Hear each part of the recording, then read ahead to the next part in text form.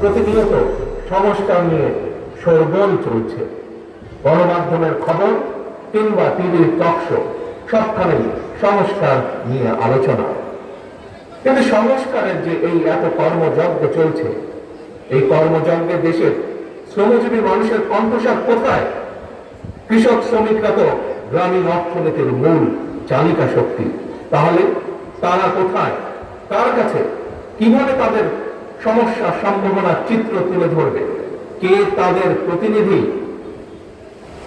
রাজনৈতিক দলের প্রতিনিধি হিসাবে আমরা মনে করি প্রান্তিক জনগোষ্ঠীর দুঃখ দুর্দশার সমস্যা সম্ভাবনার কথাগুলো যাতে রাষ্ট্র এবং সরকারের কানে পৌঁছে, এই জন্যই জনগণের প্রত্যক্ষ ভোটে নির্বাচিত জনপ্রতিনিধি, নির্বাচিত জাতীয় সংসদ এবং নির্বাচিত সরকার প্রয়োজন। কারণ জনগণের প্রত্যক্ষ ভোটে নির্বাচিত প্রতিনিধি, নির্বাচিত সরকার অবশ্যই জনগণের কথা শুনতে বাধ্য। প্রিয় ভাই বোনেরা, জনগণের কাছে জবাবদিহিমূলক সরকার প্রতিষ্ঠার জন্য রাষ্ট্র, রাজনীতি এবং সরকারের সংস্কারের জন্য বাংলাদেশের পক্ষের রাজনৈতিক দলগুলোর সঙ্গে আলোচনা করে 2023 সালে বিএনপি 31 দফা সংস্কার কর্মসূচি ঘোষণা করেছিল। সংস্কার কর্মসূচি নিয়ে বর্তমানে বিএনপি সারা দেশে জনগণের বিভিন্ন শ্রেণী পেশা জনগণের সঙ্গে সংলাপ করে চলছে। পাশাপাশি সংস্কার কর্মসূচি বাস্তবায়নে বিএনপি অন্তর্বর্তীকালীন সরকারের সাথেও আলোচনা করছে।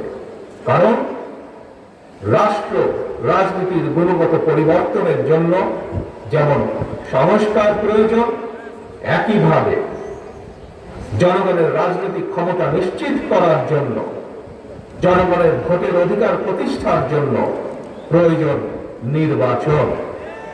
বিএনপি মনে করে সরকার এবং নির্বাচন উভয়টি প্রয়োজন। অন্তর্বর্তীকালীন সরকারের প্রতি আহ্বান, আপনারা একটু সতর্ক থাকবেন। অন্তর্বর্তীকালীন সরকারের একটি অংশ সংস্কার এবং নির্বাচনকে মুখোমুখি দাঁড় করিয়ে ফ্যাসিবাদ বিরোধী রাজনৈতিক দলগুলোর মধ্যে সুপরিকল্পিতভাবে বিরোধ উস্কে দিতে চায়। গণতান্ত্রিক আমি জনগণের মনে এই ধরনের বিশ্বাস জন্ম দিতে শুরু করেছে। তাদের কাছে আমাদের আহ্বান, স্বল্প মেয়াদী এবং দীর্ঘমেয়াদী সংস্কার প্রস্তাবনা প্রণয়ন করুন। কোন রাজনৈতিক দলের আপত্তি নেই, তবে পাশাপাশি প্রয়োজনীয় সংস্কার সম্পন্ন করে আইন শৃঙ্খলা বাহিনী, বিচার বিভাগ এবং নির্বাচন কমিশনকে প্রস্তুত করুন।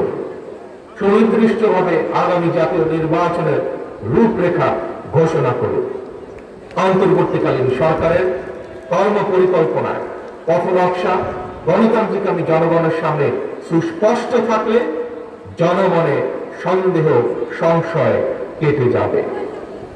প্রিয় দেশবাসী, ফ্যাসিবাদ মুক্ত বাংলাদেশে জনগণের ভোটে জনগণের কাছে জবাবদিহিমূলক সরকার প্রতিষ্ঠার জন্যই বিএনপি সহ বাংলাদেশের গণতান্ত্রিক রাজনৈতিক দলগুলো অন্তর্বর্তীকালীন সরকারকে নিঃশর্ত সমর্থন দেওয়া অব্যাহত রেখেছে।